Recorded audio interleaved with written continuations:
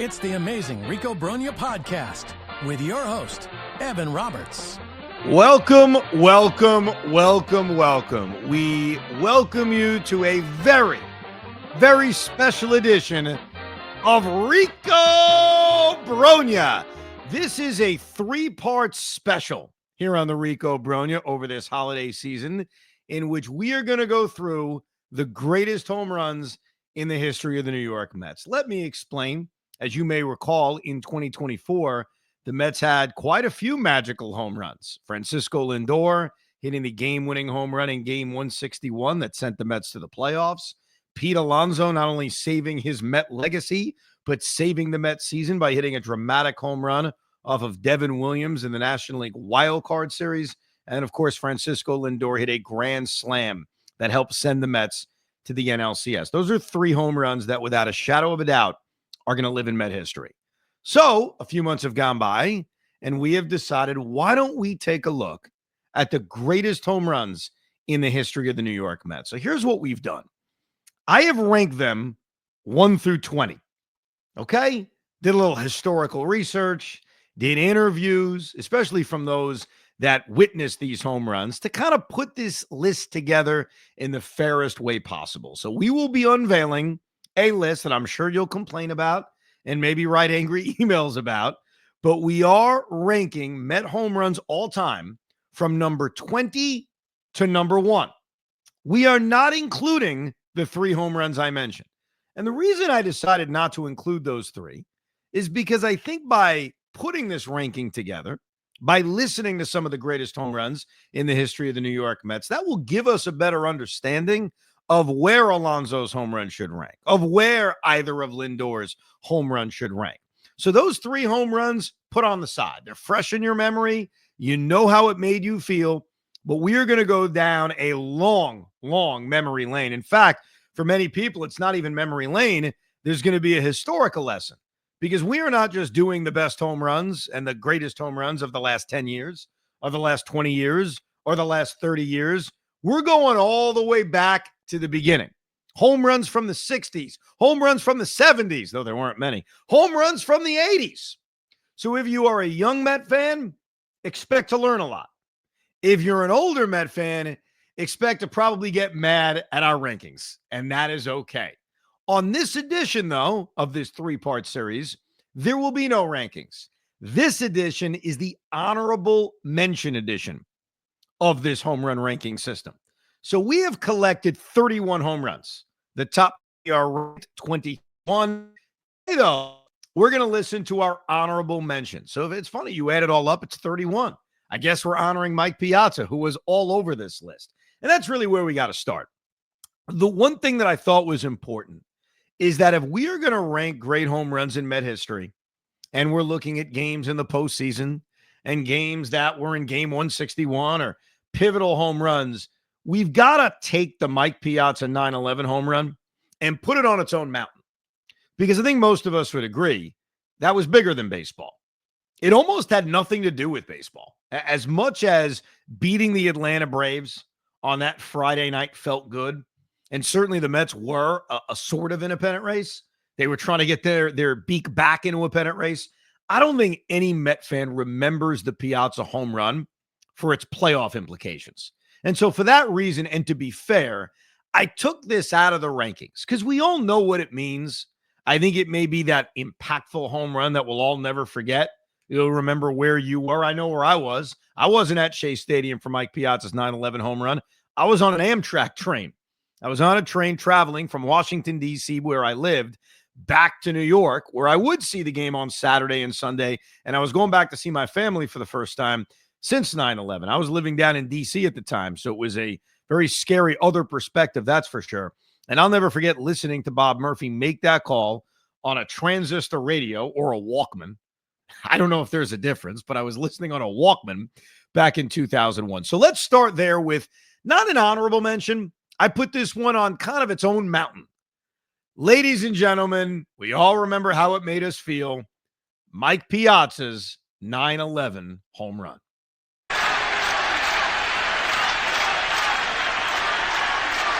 Lopez wants it away.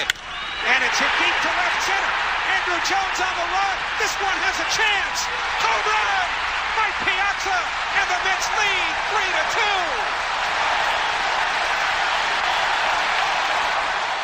3-2. Yeah, that one gets me every time. That is, you hear it in Howie's voice, and it almost like you're putting yourself back in that spot, in that moment. For some of our younger listeners or viewers of the Rico Brogna, maybe you're too young to remember it. Maybe you've heard about it. Maybe it's a historical note for you. But I think we'd all agree the Piazza home run, not on 9/11, obviously, but the first game back in New York City after 9/11 was just magical. And I think back all this time later, too, could you script anything like that? I mean, could you script Mike Piazza, of all people, in the first game back against the Braves, against Steve Carsey, who, by the way, we've had Steve Carsey on since then. He gets offended when people ask him if he grooved it. Like, he's offended by that. Like, the idea that I'm grooving one to Mike Piazza?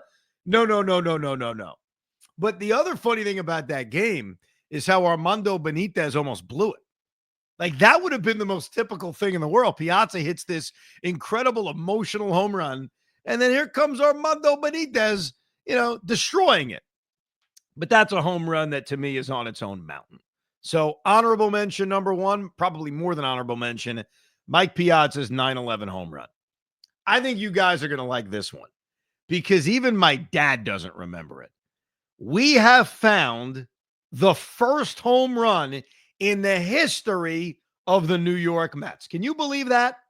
You go all the way back to their inaugural year, 1962, a very famous year because the Mets were the worst team ever. They went 40-120, and nobody could take away how bad they were. But the Mets actually hit a home run in their very first game. The very first game they ever played was on April 11th, 1962 in St. Louis. They lost that game by a final score of 11-4. But in that game, for the first time, a New York Met hit a home run. And it's only fitting that that home run was not hit by a guy that you've got a Google search or a guy that, you need a lesson on, a guy who lives in Met history for many reasons. Gil Hodges. So we take you back to 1962 for the first home run in the history of the New York Mets. Right-hander back, and there's a drive deep to left field. This one could go all the way. Manoso's back by the ball. He can't get to it. A home run. Gil Hodges was a home run for the New York Mets. Their first one, that 362 for Gil Hodges, the first run of this ball game. And the score of the game is now 5-3. That home run by Gil Hodges has just placed him ahead of Joe DiMaggio on the all-time home run list. How about that? First of all, it's great hearing the old-timey announcers. That adds to it, doesn't it? So, look, this isn't a home run that should ever be in the top 20 because it's a game the Mets lost, which is rare. These home runs we're going to talk about, most of them, actually all of them with the exception of two, occurred in Met victories. How could an all-time great Met home run actually occur in a game they lost? But this is one of two home runs that were hit in losses, but it's honorable mention. It's a home run because it's the first one that was ever hit. And it happened all the way back in 1962. And you hear Gil Hodges even passed Joe DiMaggio on the all-time list when he hit this home run. How about this one? We give you the first home run in the history of the New York Mets. How about the first home run ever hit in postseason history? As you explore this three-part edition of the Rico Brogna, you're going to hear a lot of playoff home runs. You're going to hear a lot of them. You're going to hear some World Series home runs. You're going to hear some NLCS home runs. You're going to hear some Division Series home runs. Well, how about the first ever postseason home run? This occurred in Game 2 of the National League Championship Series in 1969 against the Atlanta Braves, and it was hit by the great Tommy Agee. Here's the 1-1 pitch. Change up, and it's just way out into left field, way back, going. It's into the home run for Agee up into the seats and left on a change-up pitch. A two-run homer as Koosman comes around to score. Agee coming around behind him. Agee during the National League season hit 26 home runs to lead the Mets in that department. He's getting a handshake at home plate from Koosman, who is posted to a 3-0 lead now.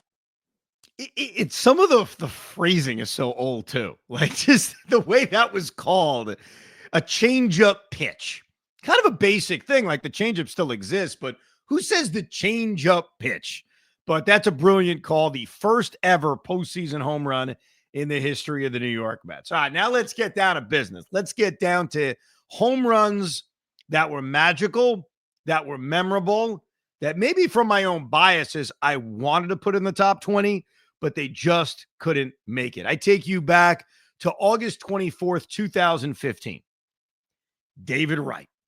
And it's only fitting in a year in which the Mets are going to retire David Wright's number that we think back to one of David Wright's home runs that probably put a little tear on your eye. Remember, David Wright was dealing with the back issues, the stenosis, and he was not a part of that 2015 team for a very long time. We had hoped David was going to come back from injury. We were hoping he was going to be able to contribute. And on August 24, 2015, he had returned in a game in Philadelphia against the Philadelphia Phillies. This is a game at a moment that's very near and dear in my heart, and I think anybody who's married will understand this story. Pete will definitely understand this story. I am sitting in my in-laws' house days before I'm going to get married. We would get married 5 days later, and I am sitting on the couch. I'm scoring the game because that's me. And my soon-to-be wife was doing something that I'm sure your soon-to-be wife did to you. Bitching about how I did nothing for the wedding. Did that not happen to you, Pete? Pretty much. I think every guy goes through that. So my wife is giving me an earful. You know, I did this, I did this, I did this. And the whole while I'm listening, but I'm watching the Met game. As she's going in on me, David hits that bomb at Citizens Bank Park. And I jump out of my seat like, can you believe it? It's like a fairy tale. Look at David hitting the home run. And my wife's like, are you effing serious right now? And I said, what? I know. I can't believe it either. It was not the right time to be excited about a home run as she was destroying me for how little I did to contribute to the wedding. But I know that feeling. Sometimes the noise around you can't affect the joy you have for baseball. Amen. How could it affect you? For anyone who remembers, and I think most of you do, it wasn't just about a home run against the Phillies. This wasn't a bottom of the ninth inning bomb. This was David Wright reminding all of us, I'm here and I'm going to contribute. He hits one to deep left field. That is gone. David Wright brings himself back into the lineup with thunder. Into the second deck. We have seen this act before. David Wright, first at bat, coming back from injury at Citizens Bank Park, and he clubs one. Yeah, with thunder. Great call by Gary Cohen. Great call. It's amazing. It just reminds you how good David Wright was, even when he was hurt. He just had like a magical swing. He honestly could have been, should have been a Hall of Famer if it wasn't for injury. Nah, no question, man. No question. He's our legend. And you're right. With health, he's a Hall of Famer. And I think what put the exclamation point on his Met career was what he did do in 2015. Not just that home run, obviously, against the Phillies, but I'm pretty sure there will be other moments, a home run maybe, that will come up on the actual rankings of the top 20 and not just on the outskirts as an honorable mention. David's our guy. And I think for a lot of us, the emotion of that home run, not that it was a game winner, not that it was anything miraculous, but it was a reminder David Wright is back. I got to take you to a home run that still gives me chills. Still gives me chills. I want to take you all the way back to September 16th, 1998. Mike Piazza had now been a Met for about 5 months. Mike Piazza had put up very good numbers as a New York Met. But there were Met fans at Shea Stadium, don't let anybody lie to you about this, this is true, who booed Mike Piazza. He was hitting about .330 as a Met, and he was hearing boos in that first season.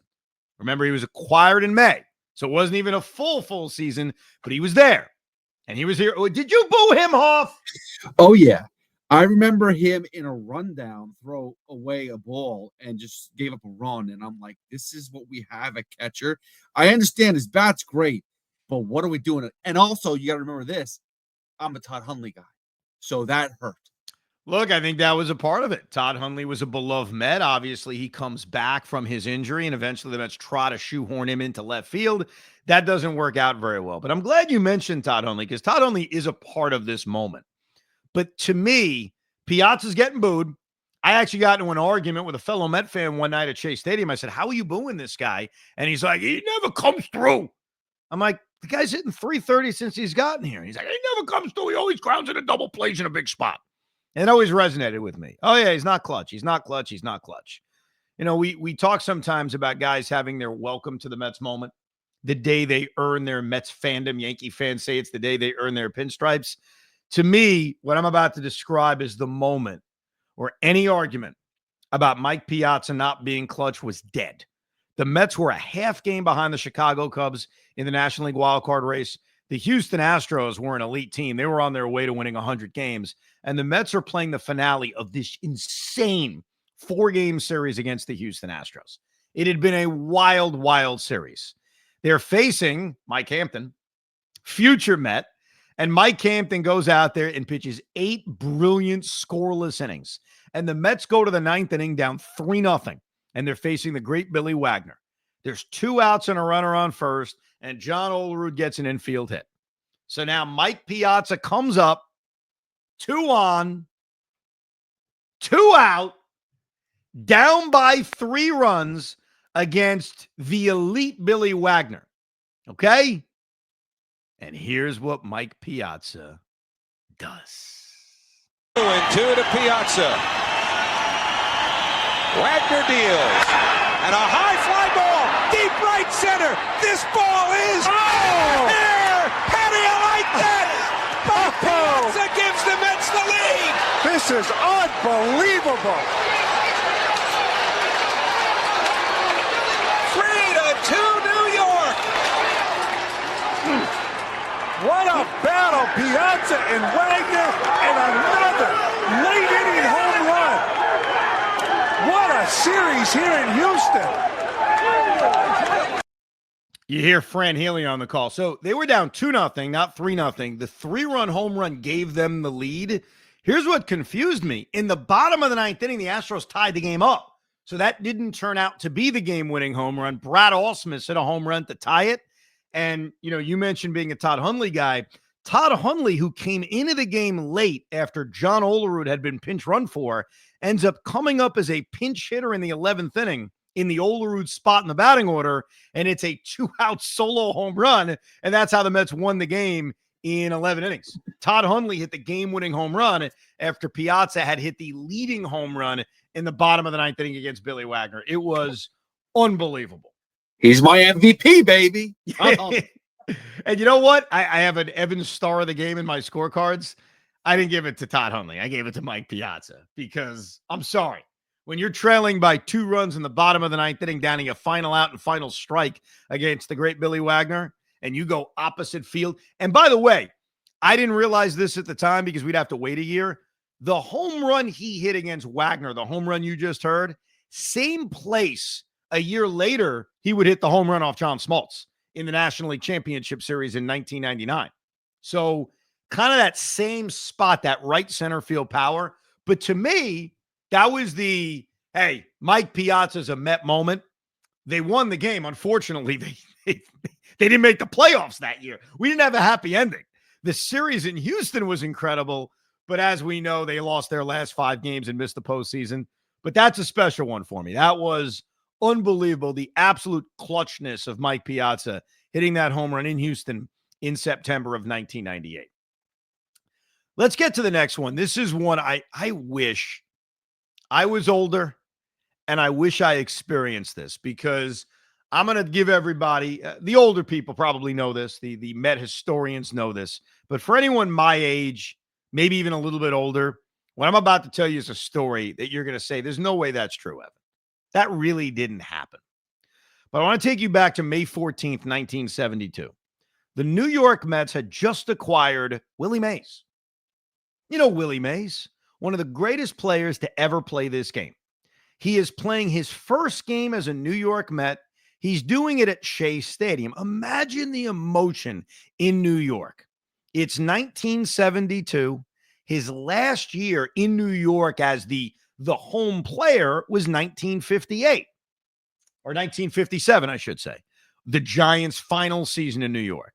So it had been 15 years since Willie Mays was a New York home athlete. Okay, he'd come here as a visitor, obviously, had come here facing the Yankees in the 1962 World Series, and of course, facing the Mets all those years once the Mets came back to the National League in 1962.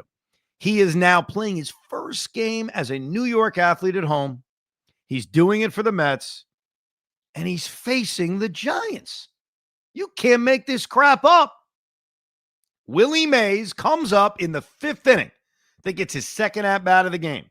The Mets are trailing in this game, and Willie Mays hits not only his first home run as a Met, he does it against the Giants. He does it in his first game, and it turns out to be the game-winning home run of the game. So, ladies and gentlemen, let's go all the way back to May 14th, 1972, and let us all listen to Willie Mays' first home run as a New York Met. There's a drive to left. It's well hit. Going back and gone.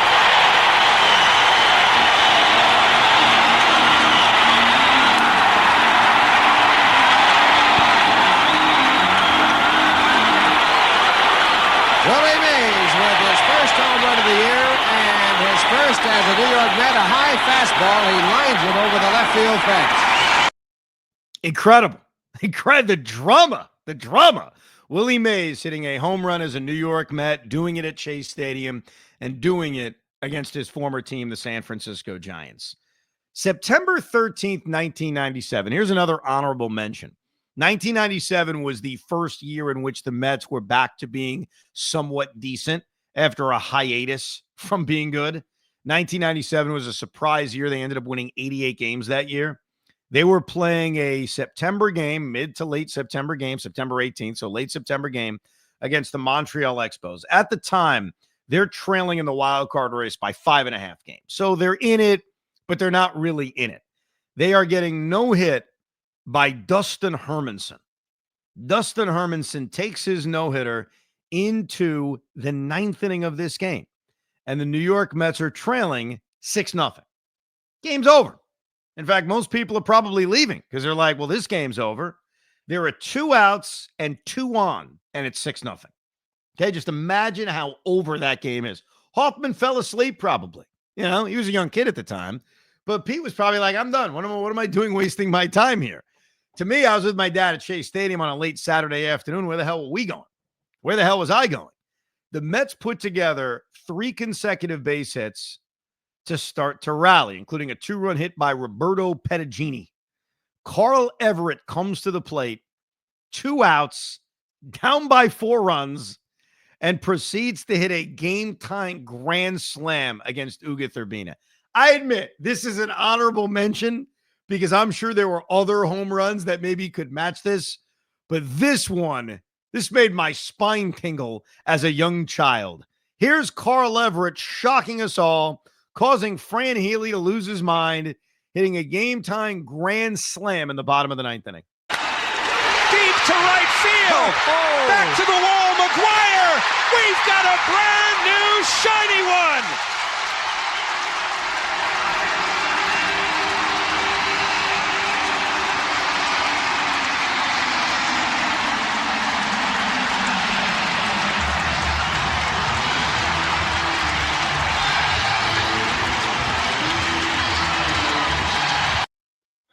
I love hearing the da-da-da, hey, Yay! da-da, the old sound effects. The Mets would end up winning the game in the 11th inning on a walk-off 3-run home run by Bernard Gilkey.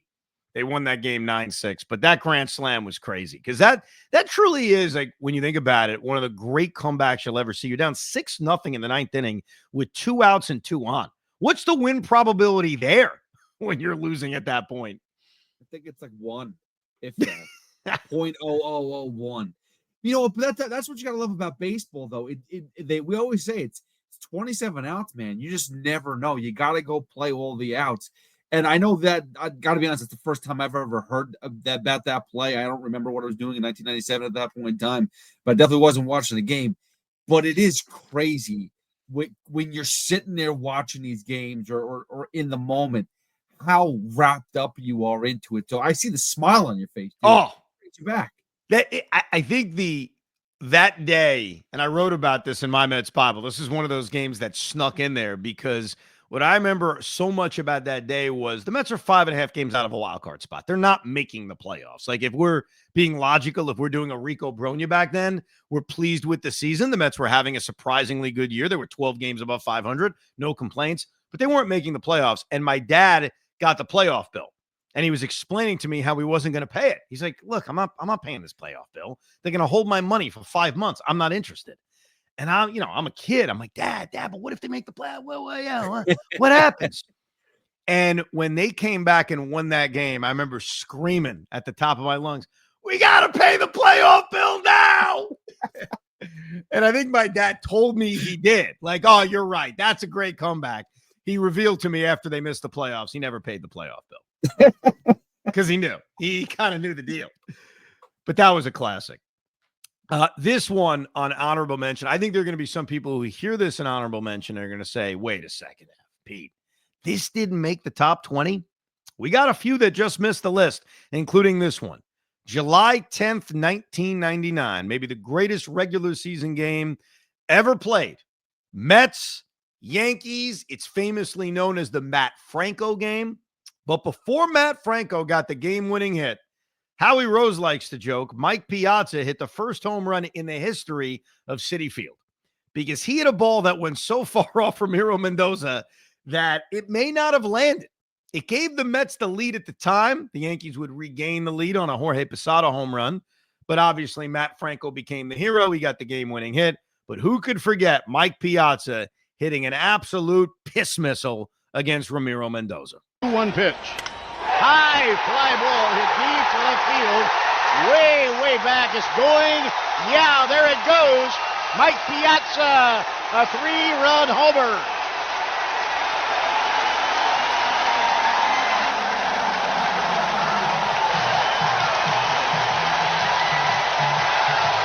Oh my goodness. Where did that land? It hit the picnic tent beyond the left field bullpen, about halfway up on the picnic tent roof. Unbelievable. A monster home run by Mike Piazza. His 19th home run of the year. The Mets now have a 1-run lead. Yeah, he flipped that bat. Like, Piazza was not really a pimper, if you will, with his home runs. But he hit that ball so far off Mendoza, he kind of flipped the bat away very arrogantly. Just an absolute bomb by Mike Piazza. And I wonder if that is a very memorable home run to a lot of us. I wonder if it's memorable because of the enormity of how far it went or because it was this wild game with the New York Yankees that they ultimately won, or maybe a combination of the two. I mean, listen, it's a little bit of everything there, but at that point in time, that was the heyday of the Mets Yankees, at least, when I was growing up. That was the rivalry was real. So that was huge. I mean, that was talked about for when we went back to school. It was forget about it. That was forever talked about. But also, what makes that really good, I think this is the next project for us. The best Bob Murphy calls of all time. Oh, I'm up for that, man. I could listen to him do play-by-play all freaking day. Well, it's funny. So as you guys can hear, every one of these home runs is accompanied by a call. We're not just listing off home runs. You're hearing them. And some of them are tough to find. Some of them are easy to find. But I really efforted to get as many Bob Murphy calls as possible because obviously almost all of them have a Bob Murphy call. But sometimes it's just tough to find. It's tough to kind of track them down. But, yeah, that was a great call, and he had some good ones. That voice. Well, hey, everybody, this is Bob Murphy welcoming to Shea Stadium. High puffy cumulus clouds are high. It's a beautiful day for baseball. I love the nasally voice, man. It really it makes me feel like I'm home. Yes, indeed. The sound of baseball, Bob Murphy. All right, this home run, this is for you. Okay, this is for the people. This is for Hoff, and this is for everybody listening because I have to admit, if this list was purely selfish, It's only partially selfish. If it was purely selfish, I'm not sure I'd include this one. But I understand that people really appreciate it. They love it. They think it was amazing. They think it was comical. To me, it was just a random home run in the second inning of a game against the Padres. So here's exactly what you people want. Looking for his first hit of the year. He drives one. Deep left field. Back goes Upton. Back near the wall. It's out of here. Bartolo has done it. The impossible has happened.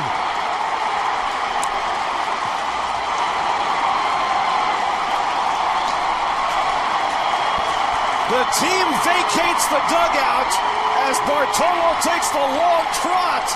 His first career home run. And there will be nobody in the dugout to greet him. This is one of the great moments in the history of baseball. Bartolo Colon has gone deep. Look, I mean, I get you guys love it. Obviously, you can hear Gary Cohen. He loved it. It is what it is. It's a pitcher hitting a home run. Yes, Bartolo was fat. Yes, he couldn't hit when he first came to the National League. I don't know, man. I don't know. But hey, the Mets won the game, thank God. I was looking at my scorecard from that game. So Yoenis Cespedes hit a 2-run home run in the first inning, gave him a 2-0 lead. Colon hit the 2-run home run in the second inning that made it 4-0. Then he gave 3 runs back on a John Jay 3-run home run in the third. And they held on. They scored 2 runs in the ninth inning, and they won the game 6-3. Nice little West Coast victory, improving the Mets' record in 2016 to 18-11. So there you go. Does that home run resonate with you, Pete?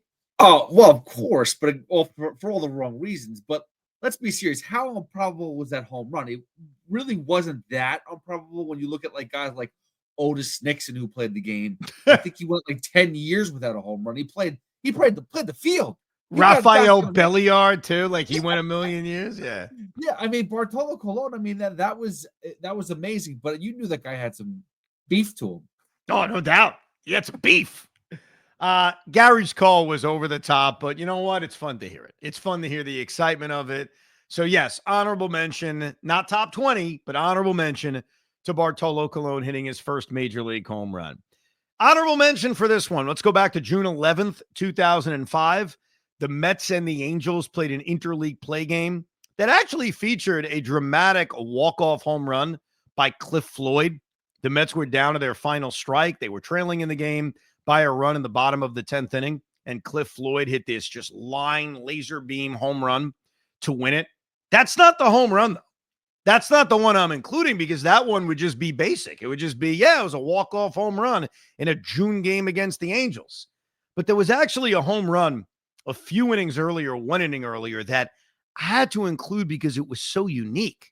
So the Mets are trailing the Angels by a score of 2-1. It is the bottom of the 9th inning, and they are facing future Met Francisco Rodriguez, the elite K-Rod, Francisco Rodriguez. And with 1 out and nobody on, Marlon Anderson came up as a pinch hitter.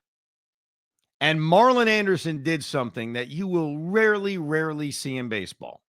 He tied the game, not with just any kind of home run, but a very unique home run. So I'm assuming this is the only time this has happened in Met history. I guess you could fact check me. Here's Marlon Anderson hitting a bottom of the 9th inning, game tying inside the park home run. Now the pitch to Anderson. Fastball driven in the air toward right center field. Chasing back is Finley on the track. Reaches out. Can't get it. Kicks it away. It's rolling toward the corner. Anderson around second on his way to third. Finley tracks it down. Anderson is being waved around. He's coming to the plate. The relay throw. He slides. Safe! It's an inside the park home run. And it ties the game. Wow. It's crazy. That was one of those magical ones. In fact, I think this is the only, I know for a fact it is, the only inside the park home run that even made our list, whether it's honorable mentions or the top 20. So congratulations to New York Met legend Marlon Anderson. Your name lives in Met history. Let's get to our final honorable mention. And this one was a home run that I'm kind of bitter about. Because like I mentioned, most of these home runs come in victories. This came in a loss, but it was a first. And it wasn't just any first. It was a first by one of our guys. The New York Mets were opening up Citi Field against the San Diego Padres on a weird Monday night. They actually had a Monday night home opener with a 7:10 first pitch. And if you recall, Jody Garrett was the first ever hitter in Citi Field regular season history, and he hit a home run. Like, it literally, that's how Citi Field opened, with the opposing leadoff hitter going into the right field corner and giving the Padres an early 1-0 lead. They would actually take a 4-0 lead in this game, and the Mets started to rally. They were trailing 5-1 in the fifth inning, and they got an RBI single by Daniel Murphy to make it 5-2. And then David Wright came up in his third ever at-bat at Citi Field, and he would write his name in Met history, hitting not only the first home run in Citi Field history, but hitting a dramatic game-tying blast. Murphy will run. 3-2 to David Wright.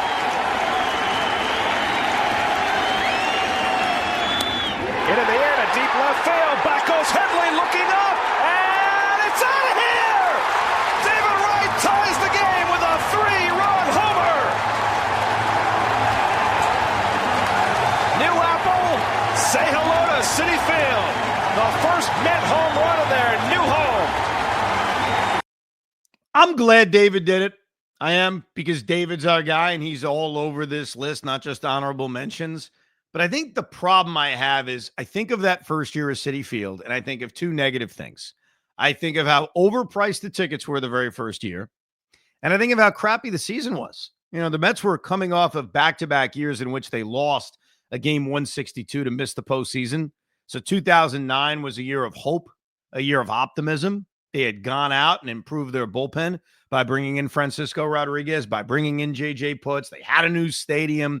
There was certainly hope. And look, 2009 was just a bad year. It was just a bad, bad season. And even that home run by David Wright, the Padres took the lead back 1 inning later, and the Mets did nothing the rest of the game. They did not score another run in this game. And here is, I think, the perfect kind of description of how bad and in a lot of ways unforgettable parts of 2009 were, and only really parts of 2009, because they had a lot of memorable games. The Ryan Church game was in 2009. The Luis Castillo game was in 2009. The Yomir Santos game was in 2009. So they certainly had memorable games. But Pete, when the Padres retook the lead in the top of the sixth inning, I'm going to give you a guess. I certainly don't expect you to remember. I barely remembered.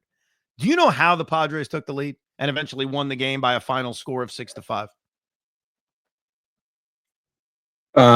Was it a bases loaded walk? That's a great guess. By the way, that is a serviceable guess. But what if I told you it was more pathetic than that? It wasn't a bases loaded walk. That would be mildly pathetic. Was it a balk?